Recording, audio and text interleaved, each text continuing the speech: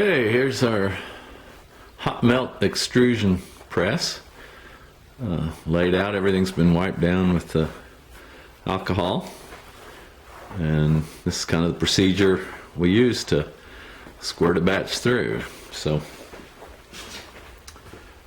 first we put in the orifice plug, and this has just been machined out of a standard brass pipe plug with a small hole. I've played around a little bit with the entrance and exit diameters to try and improve it. This is what we have so far. And just screw it into a pipe thread in the plate I machined. Pipe threads are kind of self-sealing, but this hot melt extrusion doesn't leak very bad, so just kind of snug it up. And that's into this plate, it's threaded into the plate. Now what's happening here is this is just basically clamping actually a fuel pump barrel. So it's a precision bore for pumping diesel fuel at high pressures. And this one has a ceramic plunger, which solved a lot of problems of steel on steel parts for fuel pumps, and it seems to work fine for this as well.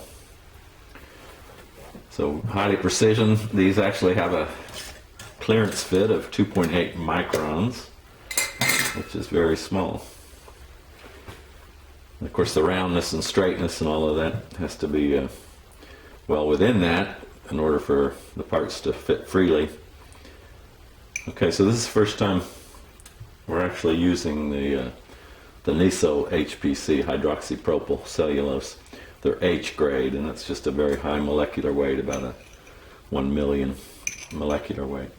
So this is just a spoon for filling capsules. I happen to have one of those from earlier experiments. And now that the orifice is in, I'm just going to fill this with the powder the best I can.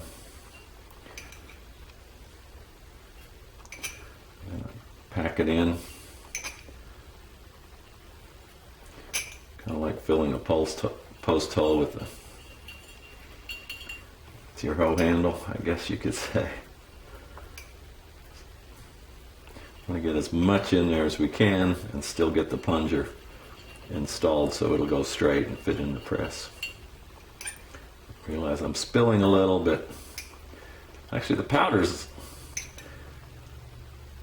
not that expensive. It's just the price they charge, or Bosch & Lomb charges, for once they've extruded it, plasticized it with high relative humidity chamber for a couple of days.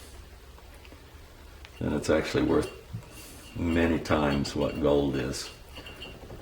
So I think that's a somewhat of an outrageous ripoff. So I'm just packing it in. You can see I'm still spilling a little. Maybe I'll put just a little more. Might not be able to see that too well.